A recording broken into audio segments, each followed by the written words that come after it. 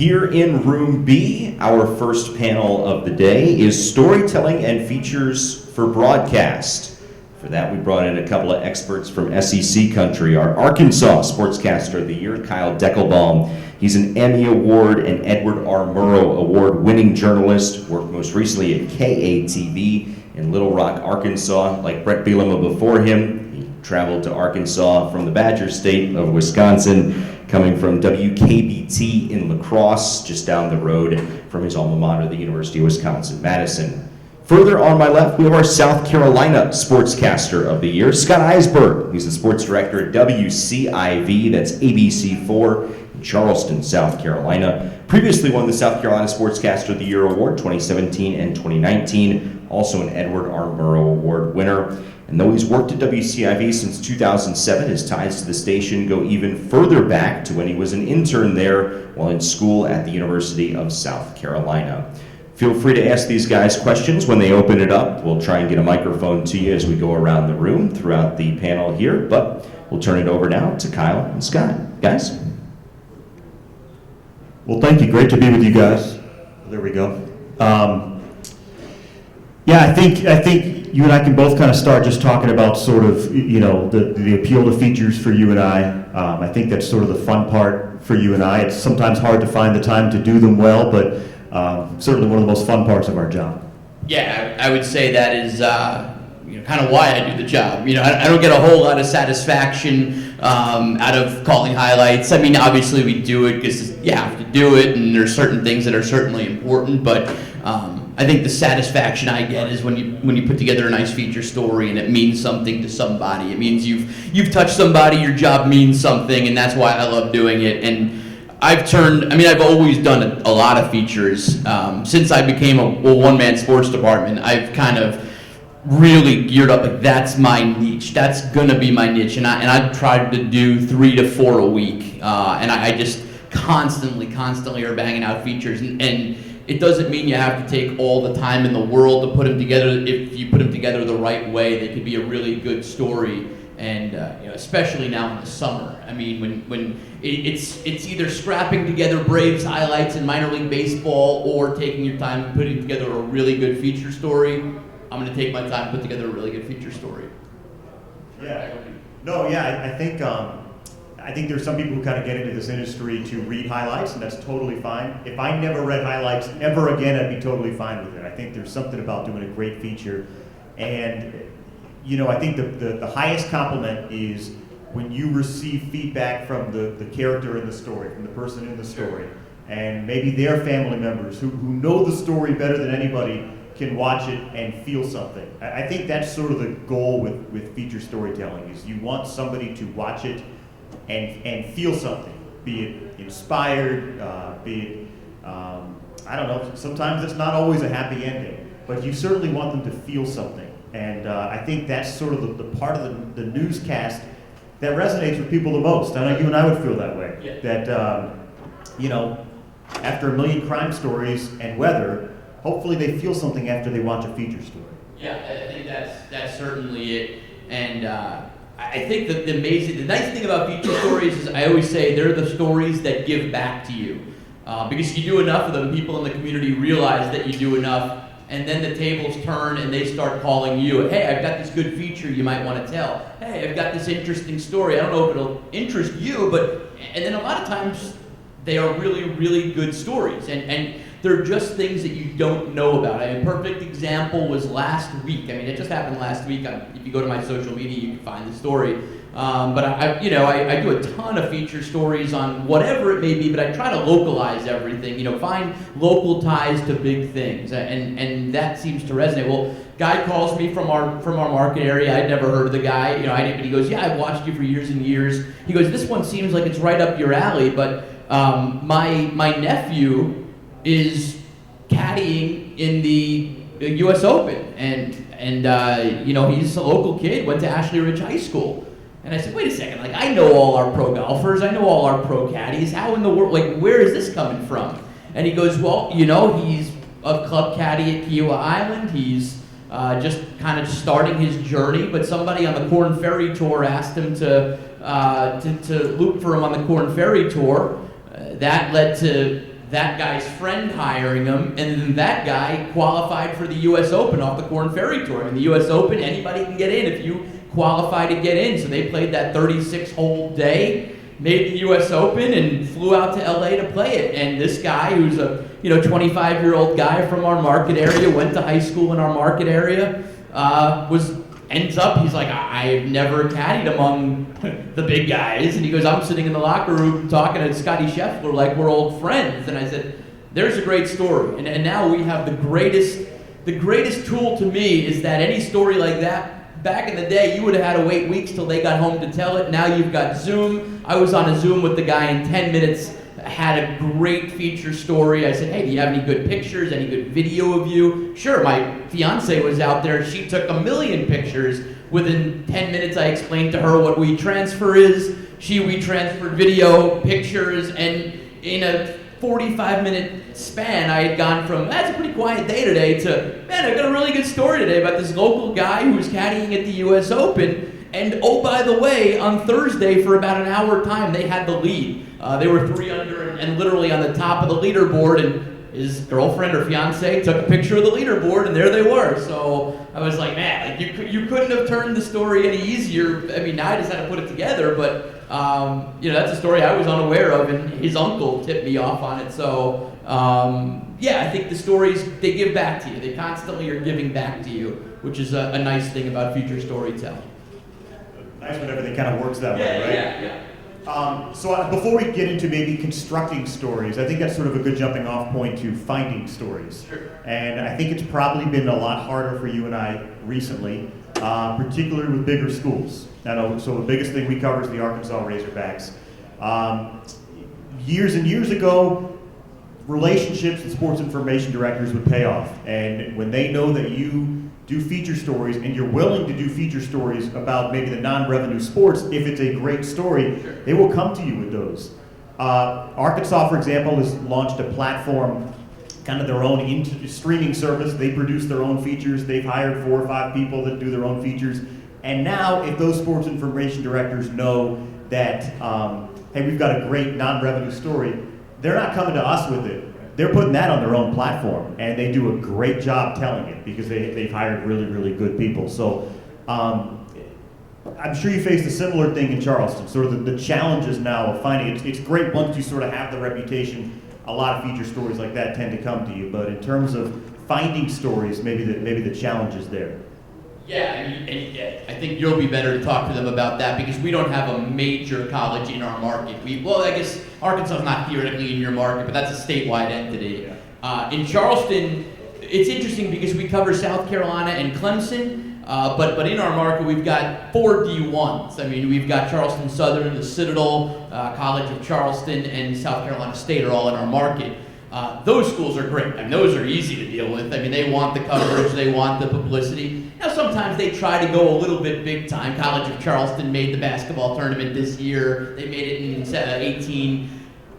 They try to be a little big time when it's tournament time. But when you've got a good enough relationship with the coach, with the players, it's not an issue. They'll never just say no. Whereas South Carolina, Clemson are a lot more difficult. I've always found it's much easier with the South Carolina or Clemson's if you've got a really good story with somebody that you have a prior relationship with. Get to know them in high school. If you know them in high school, if they're coming from your market, I mean, we've got quite a few kids who have gone on to South Carolina, Clemson, and if you've got that market, you can kind of say to the sports information director, whoever's setting it up, look, he knows me, just tell him it's Scott, he'd be happy to do the story. And I think you go at it that way. They kind of, those players know the story behind the story. I think a better example for me, you might not be a college example. I'll go back to you for the college part. A good example for me was, we've covered Justin Smoke. I don't know if you know him. He played in the majors for 10, 11 years. And covered him since high school, know him super well, know his family, know his parents, everything like that. And so he was kind of a career grinder, just kind of like hit 220, 210, get sent to AAA, back up to the majors. He was nothing special.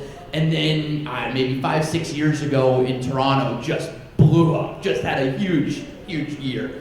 And I think he had like 29 homers before the All-Star break and gets voted a starter in the All-Star game.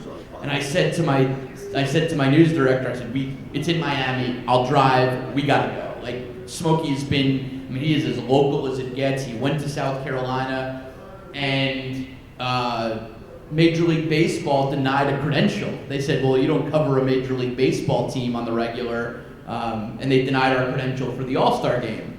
So I called Smoke and I said, hey, like, here's the deal. Like, within 10 minutes, I had Major League Baseball calling back, apologizing about it. We're so sorry. But I think that illustrates, if you've got a good relationship with the person to begin with, they'll look out for you on the back end of it. So then I went down to the All-Star game, and you have all these people crowding around, all these All-Stars trying to get a quick soundbite. And Smokey just said, what do you want to do? What do we need to do? Just let us know what we need to do. And so we had great stuff from Miami because of the relationship. So it's just all about forming a relationship. But I'd be curious to know with you, just the Arkansas thing, like how do you get around those things, and what kind of things can you do with a major entity that's now controlling their own content? It certainly changed a lot, and I think the reality is we tend to focus now on the high schools or on kind of the local colleges. I mean, just like in Charleston, you know, we've got kind of some smaller D1s in the area that the reality is very few people actually care whether they won or lost that night, but some of the best stories can come from there. Yeah. And you talk about relationships,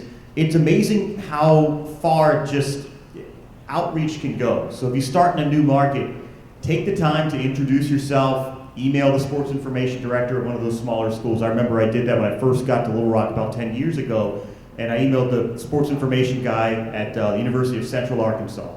I think he was probably stunned to have someone outreach to him. Well, he replied and he said, actually, and because I just put in the email, you know, hey, listen, anytime you have great feature stories, we're looking for, you know, whoever it is. And he replied and he said, actually, we have this soccer player, and she was just in a car wreck. She was rear-ended, driving to campus, maybe driving to practice, and she had headaches lingering for a while afterwards. And she didn't think much of it. Finally, she did go to the doctor. Long story short, they did a scan and they realized that she had a brain tumor. If she had not been in that car wreck, they probably never would have discovered that brain tumor. So of course I said, I will be there tomorrow to talk to her. And we did a kind of 3 or 4 stories with her and kept updating it. And it was all because of just sort of that simple initial outreach that led to that. You know, and so those kind of stories are there. It just takes the relationships. It just sort of takes that kind of initial outreach. And there are a lot of sports information guys. I think if you and I were to go to that side, we'd be the ones reaching out because we know we'd have the stories to pitch. From our relationship, there probably aren't many of us that sort of take the time to kind of reach out and find them. Yeah, and I would say but it really doesn't have to be a smaller market. It could be any market. And I still do this. At the beginning of high school football season, beginning of basketball season, baseball season, I just send a blanket email to all of our local high school coaches. Hey, another year, totally pumped for it. Hey, let me know if you got any interesting feature stories, any human interest kind of things on your team this year. And, they want to get the publicity for their kids. They want to publicize their programs. And you never know. I mean, you might get 8 bad ones and 10 emails, but 2 of them are going to be really, really good stories that literally all you've done is just kind of send that blanket email. Let me, and it's the standard. Here's my cell phone number. Text me whenever. If you can text me scores, if you ever see us at the game, just let us know the score at the end of the game. I mean, there's little things, but hey, you know what we do. We tell good stories, and they could be anything. A lot of times they're nothing, but a lot of times they're really an interesting and good story. And I think it's just always having your eyes open and your ears open, ears open, and you never know. I mean, social media is certainly good at finding, if you end up being connected to enough people in your market, you'll see them just post things that you don't expect them to post, and you go, wow, it's an interesting story, but it's also eyes open, ears open, and I think a good example of that is a story I did a couple of years ago. I was just going to go out and do some generic high school football previews, which we usually do in August or leading up to the football season. And I talked to this one coach who is a great guy and a small 1A school. So, usually a 1A school will just roll out the carpet for you, like, oh, whenever you want, we'll be here ready to go. And so I said, Marion Brown is his name, Baptist Hill High School. And I said, Marion, I'd love to swing out there to it's the name of the town is Hollywood. What's your schedule looking like? Well, he's like, I could do the interview before 8, or I could do it between 2:30 and 3, and then I could do it at like 8 at night. And I was like, Marion, like, why are you like running me around here? Like, those are awful times to do a story. Like, why are you running me around right now? And that's like kind of what I'm thinking. I didn't say that to him, but I was like, okay, well, like, why can't we just do it maybe at, whatever time it was? And he goes, well, I got to drive the bus. And I said, what do you mean you got to drive the bus? And he goes, we're a small rural school, and these kids have parents, and they got to work, and they don't have cars. They don't have enough money for cars. And they don't drive, so I got myself a CDL, and I literally drive the bus 2 hours before practice and pick up the whole team, and then 2 hours after practice and drop off the whole team. And I was like, Marion, are you crazy? You do that? And he goes, yeah, I mean, I can't expect them to give everything for me if I'm not giving everything to them. Yeah, I drive them all to practice. And this is a rural school, so it encompasses probably an hour radius out in Edisto Island and all these little barrier islands off the coast of Charleston. I mean, it is not easy to get to these places. This is not interstate driving. And he goes to these little tiny communities and picks up the kids and drives them. And I said, tomorrow morning, how about I take the ride with you at 7:30 in the morning and we'll go pick up the kids? And I just mic'd them up, and it was the easiest story to shoot, and it was one of the more impactful ones. And the amount of coaches that reached out and said, oh my gosh, I had no idea that Marion Brown literally is driving the bus before practice and after practice every single day. And you want to spotlight somebody like that. You want to highlight somebody like that because they're a really good person doing something really good in the community. And so I think those are the kind of things, he might not try, it might come off at the beginning of him being a little elusive or whatever it may be. If you look into it and you read into it, it could be a really, really good story. So just always keep your eyes and ears open for what could be a good story. And then sometimes stories come to you, and sometimes stories just come to you, and you go, wow, that's crazy. And it could be from the littlest things, but I think that just comes from the rapport you get between the viewer and you on social media. An example of that, I last year, it was a total innocuous post. I think I was trying to be funny, but I posted a picture of my front lawn, and I'm like, my front lawn sucks. Like, this lawn sucks. Like, I put down Scott's Turf Builder, and it's just, I got brown lawn. And I forgot how exactly I phrased the post, but I had a response.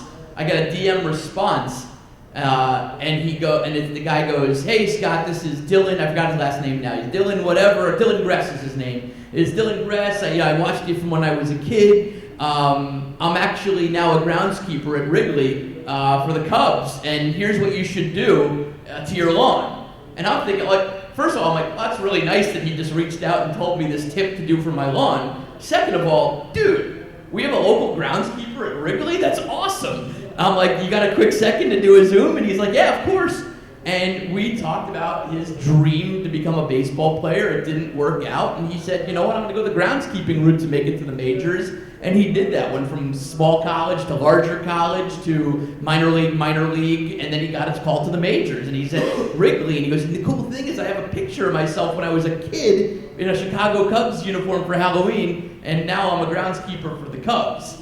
Like, beautiful. Like, it just sets up so where if you have that rapport on social media, you might fall into a story that just ends up being a really cool one. And I thought he was cool because he was not pining to get himself a story. He was literally just trying to give me a tip on my lawn, and it ended up working out really nicely. So that was certainly a fun thing, and those are rewarding stories because people, I think, take to them because they're just normal people that are among the greats. So I guess, how about I'll ask you, you've asked me a couple questions, I'll go for you. What do you see as far as shaping a story? Like, what is the number one thing that you wish younger journalists would do when shaping a story? That you go, that could be the best story, but I want to make it, here's how you can make it better. My biggest pet peeve is giving away the story in the first 5 seconds of the story, or in the intro itself to the story. So I had a pretty traditional sort of journalism education in college, where like the very first thing I did was learn how to write obituaries.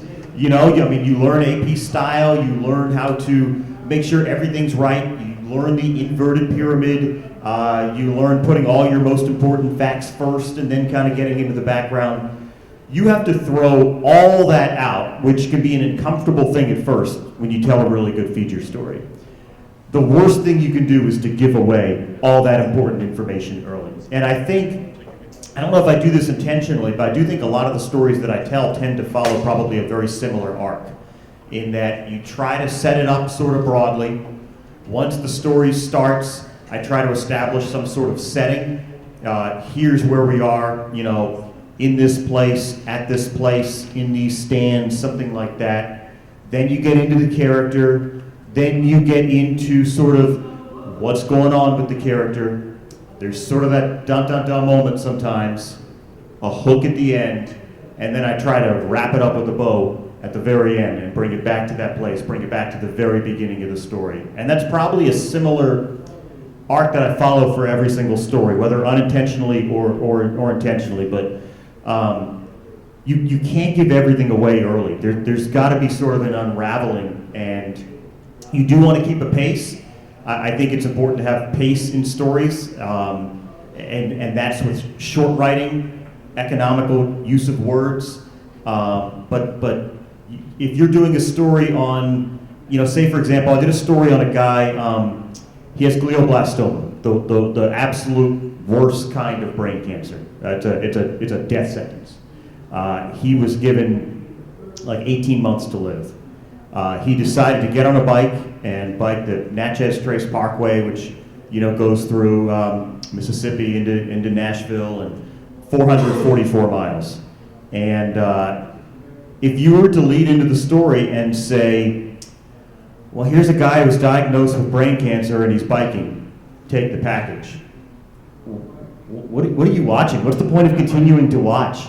There's a different way to set it up and say, you know, here's somebody who's doing something absolutely amazing. And I don't think we revealed that he had brain cancer until probably a minute and a half into the story. But you establish where he is, why he's training at this park, his background.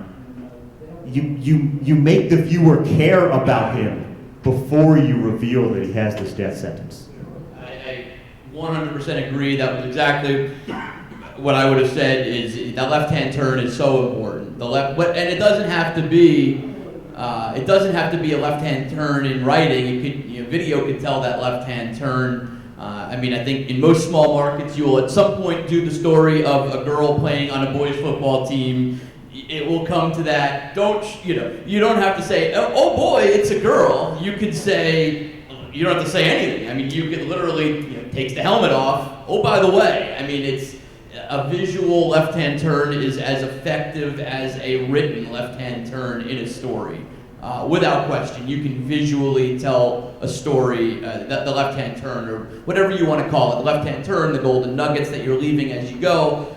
But yeah, make the viewer say, oh my, a couple times in a story that it's just something that's going to draw them in to continue to want to watch that story, rather than, yeah, you tell them right off the top, it's not gonna, it's you know, it's the perfect case of, you know, you're watching a mafia movie and a guy gets knocked off and, okay, whatever, the guy died, that it is what it is. But if you have followed that guy all movie long and then they knock him off, you're like, oh my gosh, I can't believe they killed that guy off. Well, that death is the same death, but it just totally hits you different if you get to know that person before they knock him off in the movie. I think is a way to do it. I think also when you're looking for stories and you're shooting stories, it is nice to, you know, have a background, know a little bit about that person, do your research, talk to them before you put them on camera, just so you have an idea where you're going with shooting the story. You know, it doesn't mean I'm not saying set up the story, because you never want to set up the story, but you want to know how you're going to be shooting the story. And a good example is if, you know, you are shooting that girl football player on a boys football team, don't shoot her face over and over and over again, because then you're gonna give away. It's almost like you're shooting yourself into a corner. You're video-wise, you're putting yourself in a corner where you're gonna have to show that first shot of her with her helmet off, because that's all the shots that you've gotten, and now you've given away. Even if you want to write it the other way, you're not gonna have video going the other way. You need to set it up where you're shooting her legs, her arms, her helmet, or whatever it may be. But don't give away that left-hand turn. Just be cognizant when you're shooting the story of how the story might play out as it goes on. A lot of people have asked, do you mind MMJing? Do you mind doing everything yourself? Not if you know exactly what you have when you're shooting. Write the videos. So much easier to write the video than shoot. Exactly right. Yeah. So if you sort of have it in your head as you're listening to the answers while you're doing the interview, how you're going to write and construct this story, then it becomes very, very easy to think about, okay, well, I'm going to make sure I get this shot, I'm going to make sure I get this shot, I'm going to make sure I have that shot of her with the helmet on from a far ways away, a little bit closer, and you're sort of, when you do it yourself, it makes it a lot easier, then you know exactly what you have. And another thing also, all in the same vein, I think all of these are just little tips on feature storytelling when you've done them enough. And we've obviously had plenty of time to do features over and over and over and over again, is I see a lot of our younger reporters now, they come in and they'll do these long interviews, and then they'll set up their phone to, with the voice transcription on the interviews. They voice transcribe the interviews, and then they have it right there and they write their story. I never do that. I always transcribe my own sound bites, always, because you'll always pick up something in the interview that you wouldn't have. And when I go through, I'm not transcribing every single word. All right, this is going to be an interesting part of the story. This is an interesting sentence, and then I'm transcribing the bites that I'm going to use. I'm starting writing my story with less than if I had voice transcribed it. I could have 4 pages of stuff, and then you're just kind of like going through it and highlighting. You're not truly going over it a second time in your head. If you interview, transcribe the bites, and then you have your bites that you want to use within that email that you write to yourself, I find it's more like a jigsaw puzzle at that point. You can put the story together, and you're just trying to jigsaw puzzle it together. Put the story together, how everything interlocks between track, nats, bites, boom. You just kind of interlock it together. And I find that easier for me. It might be totally different for you, but I think that's the one big difference between the younger journalists in our newsroom and myself, is that I'm constantly transcribing my own thing instead of having an otter or whatever it's called transcribe it. Because I just feel like the more you know your content, the more you hear it, and if you write it, there's just something different about typing it and rewriting it and knowing what that bite is that makes it a little different in feature storytelling. If you just use that and transcribe bites, all you're doing is splicing in different sentences to bridge bites. But you're not really telling a story. You're not really developing a character. You're not really using any sophisticated techniques of storytelling. You're just sort of bridging different bites together.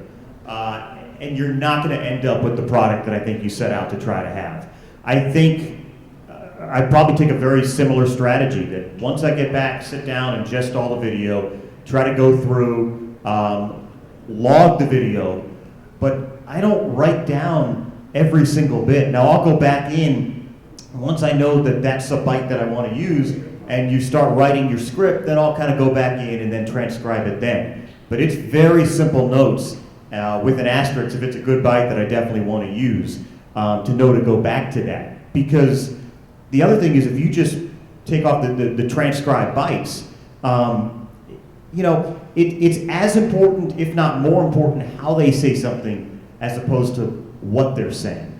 That's a really important part of it. And here's 2 things that, when going in with those bites and getting bites that you need or want, and this is not something from journalism class. This is not something that you will read in any kind of textbook. It's just something that I've realized. And it's something that I realized a couple of years ago, and I changed the way I did it to do it that way. And it is, a lot of times, if it is somebody who is uncomfortable on camera, if it is a high school kid, or it is a young college kid, if it is somebody who might not be comfortable being interviewed, if you sit them down and put 2 lights and the camera on the tripod and the whole thing, it is going to scare the heck out of them, and they are going to clam up and say nothing.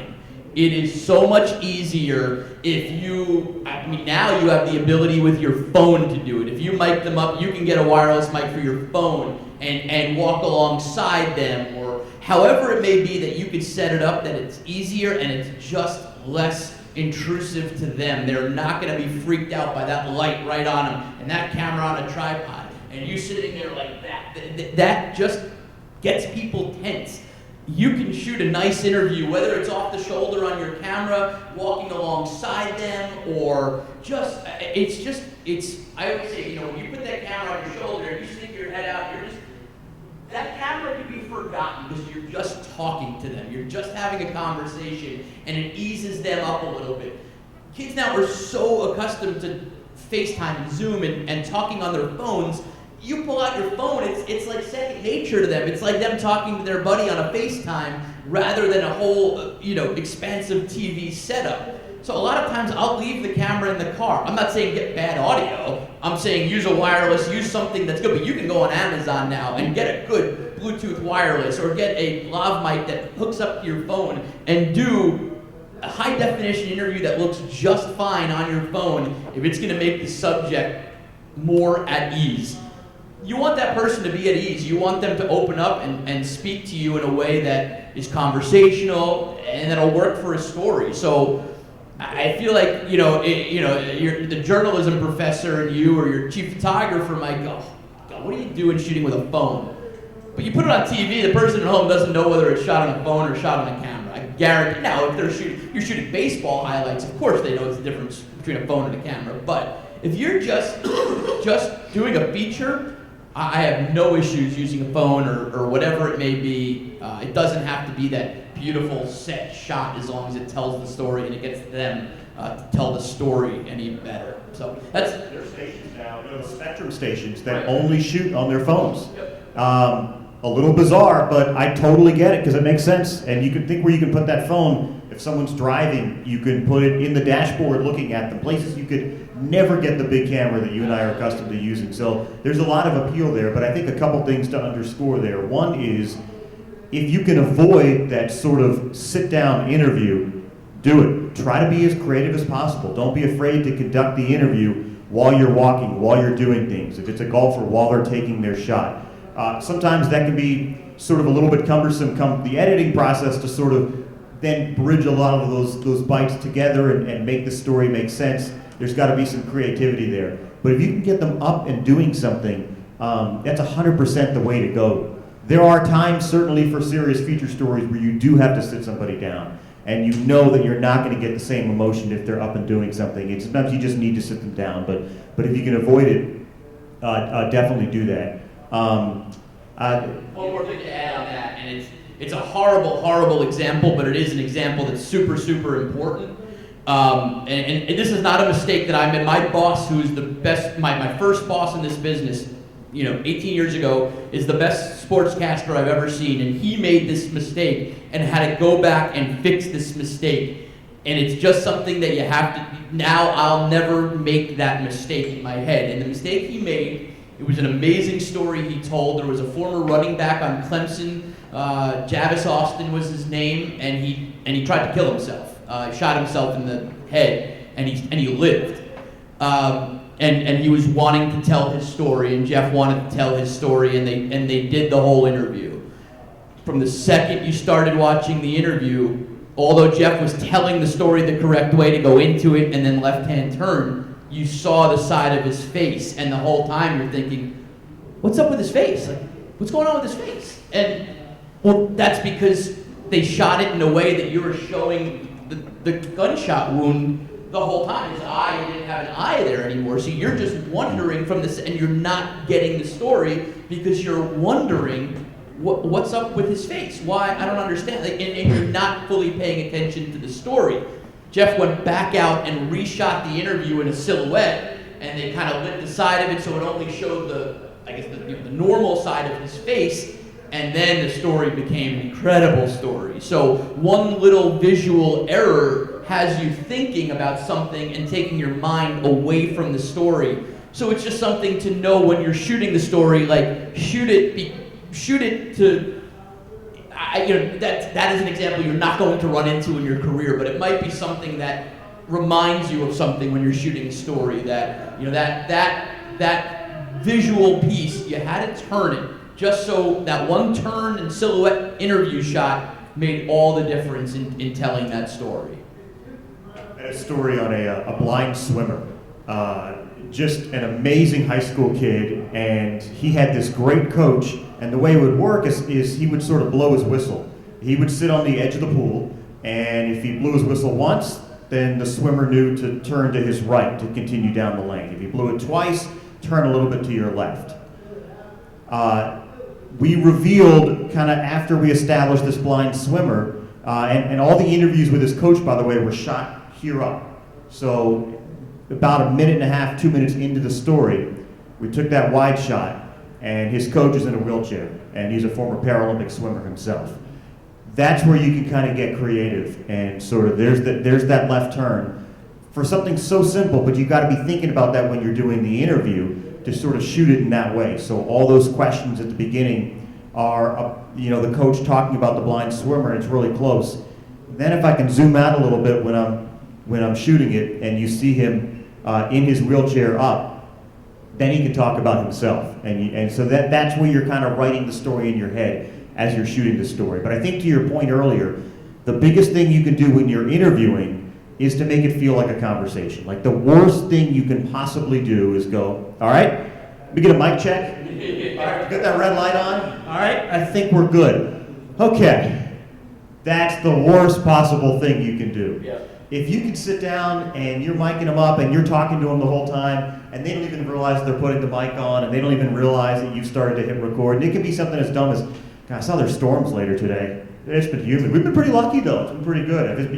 Something as simple as that, and they're just talking, and they don't even realize when you've started the interview.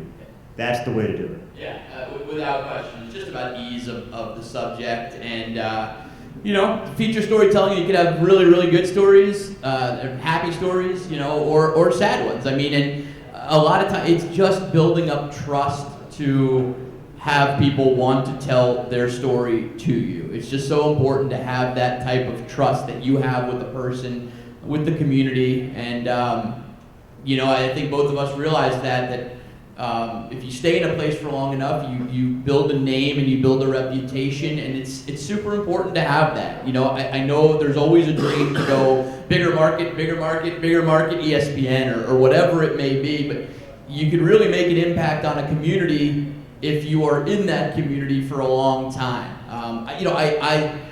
I showed up in Charleston 17 years ago, and I said, man, this is the most beautiful place I've ever seen. This is phenomenal. I don't want to leave Tri. I've never wanted to leave Tri. I've always said I'll get out of the business and find other ways to tell stories before I leave Charleston. And in that I'm telling stories because I want to tell stories, not because I need a good story for a resume tape to get to that next spot. And now some people will want it, and there's nothing wrong with that. But it's just something to keep in the back of your mind. If you really are happy where you live, it's a good way of life, a good lifestyle. Get yourself ingrained in that community. Join civic groups, talk to civic organizations, do all the things in the community that a normal person living in that community would do, not just a 2-year parachute in, parachute out sort of thing. Because if you make that impact, the stories come to you. I've talked to every Rotary Club and Kiwanis Club and Lions Club and whatever, every rubber chicken dinner in town. But by doing that, you're always shaking hands and talking to people at the end, and they'll always know who you are. And the more people you meet face to face, the more likely they are to call you and say, hey, I've got something. It might not be a feature story. It might be, hey, you're not going to believe what's going on in town today. They're ousting our football coach or whatever. And then it works twofold. It always works. And my news director always laughs, but it's something that I've always gone back to the well. Living in Charleston, we have hurricanes, and it sucks, but we have hurricanes. And and it is all hands on deck. We are not doing sports when there are hurricanes. And so they send me out in the hurricane to blow in the wind every single time it happens. Because they know, number one, the sports guy can usually talk live and kill time on air for a long time. But also because we know how to tell stories. I mean, stories are once that initial wind blows through, there are a lot of stories to be told in a hurricane. And there are a lot of people that are rebuilding their lives. And there are some phenomenal storytelling opportunities there.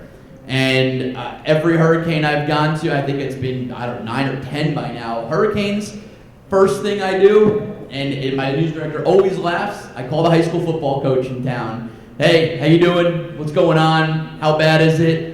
And, we're out here covering the storm, trying to, just tell the stories of the community. Where should I go? And the high school football coach always seems to know, I got this kid and he lives in this trailer park and it just got decimated and they're putting it back together right now. But hey, the whole team is over there helping him put his trailer back together. You should probably head over there, and then you go. And then you find all your stories in one spot. The high school football coach, they've got their pulse. In a small town, high school football coach they care so deeply and so genuinely about the kids in that community. They care so deeply about them. They know where every kid is during a hurricane or a tornado or whatever it may be, and they want to help you because you've always helped them, and they understand what your job is, and it's a two-way street, and it doesn't end with sports. I think sports is kind of your front porch into full life, and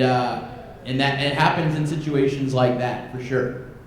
Sports is the uplifting part in those scenarios of the newscast. That, hey, for all the devastation that you see in the A block, here's this story of hope at the end of the newscast. That's what you and I love doing. Yeah, we have tornadoes in Little Rock, and we just had one that ripped through in March, ripped through the heart of the city, and all those local teams were out there helping, and those coaches that you have the relationship with were the ones who guided us to go find those stories. And we'll leave time for questions here for sure, but I think along similar lines during COVID, when you and I did not have sports to cover, Sure. And he transitioned to sort of more just general feature storytelling. I mean, one of the favorite stories that I've done was not a sports story, but it was like right at the onset of the pandemic. And this kind of legendary old hole-in-the-wall restaurant in Little Rock was forced to close its doors when restaurants were forced to shut down. And a mailman who eats there every single day, gets his lunch there every single day for that $10 plate special, left a $2,200 tip on a $12 lunch tab. It's like the most favorite story that I've done. It's not sports, but all those ways that we tell sports feature stories apply to those stories because you're really just telling the story about a character. And all those times that we've worked with high school kids and kids who just generally don't want to do stories, don't want to be the center of attention, aren't comfortable in that role and talking to a camera, it kind of took some of that to convince a mailman to do an interview. Right. He was perfectly happy to get zero attention. And this is 3 years ago, and he still texts me from time to time and just sort of checks in. I mean, just the nicest guy in the world. But well, let's open it. I don't know. We've sort of covered a lot of ground there, but if you guys want to help steer us, and if there are any questions at all.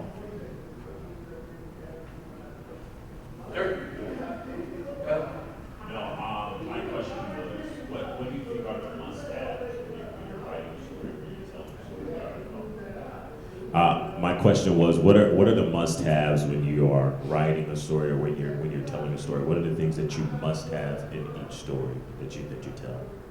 I don't have a must-have. I don't have any. I go in there and I'll find a way to tell the story. If I'm doing a story on you and you don't want to talk to me, well, I'll talk to the three guys around you talking about you. If you don't want to share your story, there's always ways to me that are workarounds. And I think if you're always thinking of a way to work around the story, you can get people talking about that person. You can. There are so many ways, and every story is different. But I don't go in with a must-have. There is some way. You could say I have no video. Well, there are ways you could find pictures. You could somehow have graphics work up an illustration. There are ways to get the story done. It might not be the perfect story, But to me, there's no way that you're just saying it's not a story. I think if it's a story, there's no way there's no must-haves in the story. Yeah, I'm trying to think through. I mean, it's certainly you try to go into every story with sort of that blank slate here, and I do think sometimes I tend to follow sort of a similar pattern to telling stories, not intentionally, but that does sometimes kind of tend to happen. But you know, to Scott's point, there are so many different ways now to find ways to use video, and I think viewers since the pandemic have become so much more accustomed to seeing people on Zoom, to seeing pictures with a little bit of movement on them. It doesn't have to be sort of those great feature-y style shooting. I think there are ways to get really, really creative, but now ideally a must-have is a great character. Ideally the person that you're featuring is not bland, but is a great story, him or herself, and then you try to build around that. And one thing I will say, another one of those little just tricks of the trade sort of things that you figure out, and I figured it out during the pandemic, and it is tremendously helpful. You know, when you go into Avid or Final Cut, it is a process to start manipulating pictures and doing things to make it look good for TV. If you are in a time crunch, put every one of the pictures that you want in your story on your phone and go into iMovie, and you can manipulate them and put together all of those pictures and whatever type of movement you want. You could make it bigger, you could make it smaller, you could put it into dissolves, whatever you need to do. Within 2 minutes, have the entire thing done and exported on iMovie, and then you could, if you're in a slam situation, to get that package together because they need it for, usually in sports it's not that type of situation, but in news when you've got a slot at 5:23 and you need to get these pictures somehow manipulated, throw them in iMovie and export it as one thing, and then you could just clip from that one timeline and just boom, right, and cover your package. You can cover a package in a minute if you need to do it. So don't let the time and the toughness of editing stop you. There are ways to do it. Your phone, there's amazing what your phone can do. Good morning, y'all. I know you guys have told some great stories about feature pieces that you've done, and they have been incredible individual stories, so those are probably exceptions, but not every story is going to be quite as incredible as some of the ones you guys do, and I'm sure a majority of them aren't, because not everyone has this incredible story. When you guys are just in your everyday life, how do you continue to tell these feature pieces uniquely, but whether it's in your writing or in your film or whatever it is, that you're not just kind of cut and paste between each one, or do you not struggle with that, which is the difference between you guys and us, and why you're the writers of the year? If it's not worth a package, I don't force a package out of it. It's fine to tell a VOSAT to use a VOSAT. I think that's, and to me, if it's not worthy of a package, it's not worthy of a package. If I know what the story is, I'm not going to force a package out of it. I'll VOSAT it, and I'm still getting the information to you. It just might not be as intriguingly told. If it's a package, I'm going to put my effort into making it a nice package, and you have like the notes on your phone. I mean, there are so many things that just catch you during the day that you're going to forget about. Write down every one of them and then explore it afterwards and see if it is a package or it's worth a story or not. Just by keeping it in your phone, just go revisit that list all the time. If you're constantly revisiting that list, hopefully you have a couple of stories that you could always, if you have to turn something that day, you have a turnable story that day.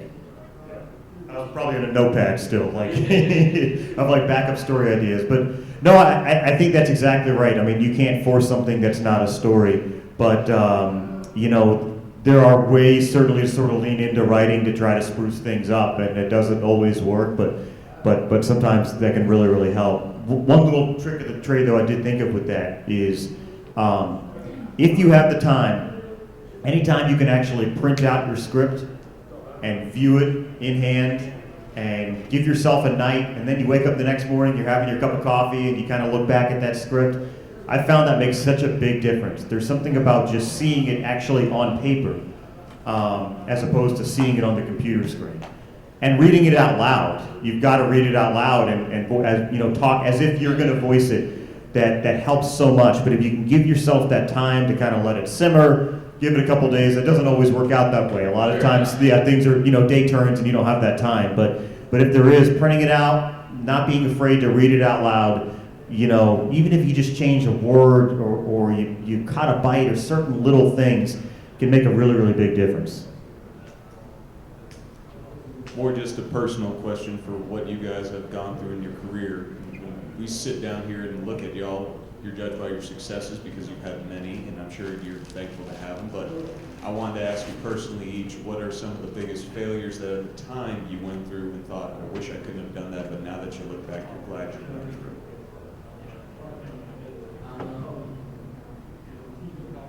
We've certainly had more than a few failures. Yeah, there's plenty of failures. I don't know if there's like a regret. It's not. I don't think there's a regret thing. It's you do your job the best you can every day. I think there would be a regret if I didn't try my best or I didn't, work to do that. I don't think I have any regrets. I'm pretty happy with where I am. Of course, there's day-to-day failures. I missed a story. I missed something happening. I got beat on a story. I'm competitive. I mean, I'm certainly competitive. I don't want the other stations to have something that I don't. But I don't have a regret, whether it be like, some people would say it's like plagiarism or something like that. I don't have any regrets as far as that goes. I'm happy with myself sitting in front of you today talking about what we've done and what I've done in my career. I don't think I have a regret. I mean, there's certain things I wish had gone better. There's certainly sportscasts that happen. I've probably lost my cool a couple times. But you go back and I think people understand if you lose your cool once in a while. And it's never like, I've never yelled at a director. Everyone's going to make mistakes. I get that.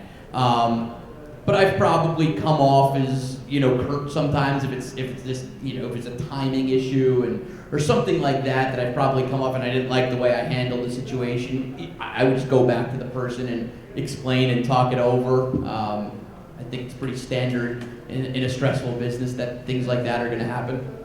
I'm trying to think of a couple things that have stuck with me. One would be I did a story on a Little Rock Trojans women's basketball player, and it took weeks to earn her trust. We had gotten word that she had 8 suicide attempts. And you could see on her arm once we got, well, she wore sleeves during games, but once you could see she had been through a lot. And we convinced her to do the story, and we kind of got to the heart of what caused it. And she grew up with an abusive father who would beat her, and it was, just an awful upbringing. But there's a very fine line there because we did not want to name the father, because the purpose of the story was not to get this guy in trouble and for him to name the law. And we couldn't just throw his name out there anyways. Certainly journalistic principles, we would have had to get a response from him. We would have had to dig into police reports. Like, we couldn't just name him. But it's something that's always stuck with me because we ended up really dancing around her upbringing because there's not a lot you can say without naming him. But gosh, if I had another 2 months to work on it, would have loved to have tracked him down and not get his side, but man, really just peg the guy, for what he caused for her. But that's something that stuck with me. But the other thing that pops into my mind, this is unrelated to feature storytelling, but the worst out I've ever had on TV. We were in Omaha covering the College World Series, and I don't know if you remember the Razorbacks were 1 out away, 1 strike away from winning it all. And 3 guys converge in foul territory. They dropped the foul ball, and they lost the game. They ended up losing the next night, and Oregon State won. Yeah. It was brutal. Well, we were outside the stadium because our station, much to our dismay, wants us to do live shots during the games where they're like, hey, you're in Omaha. And of course, we make the argument like, if you care about the game, you're watching it right now. We don't need to be doing live updates. But so we were outside the stadium doing a live shot, and we heard the crowd go nuts. And it was such a pro-Arkansas crowd that we assumed they must have gotten out of the inning, and this game was headed to the bottom half of the inning. Well, that was when the foul ball happened. And so I know we said on air, well, they got out of the inning. And it's like just the one of the worst moments in Arkansas sports history. That's one that'll stick with you forever. That's you learn a hard lesson about not guessing what's going on inside. Got time for one more really quick one if anyone wants it? No? All right. Well, Scott, Kyle, thank you guys so much for sharing your experience and wisdom with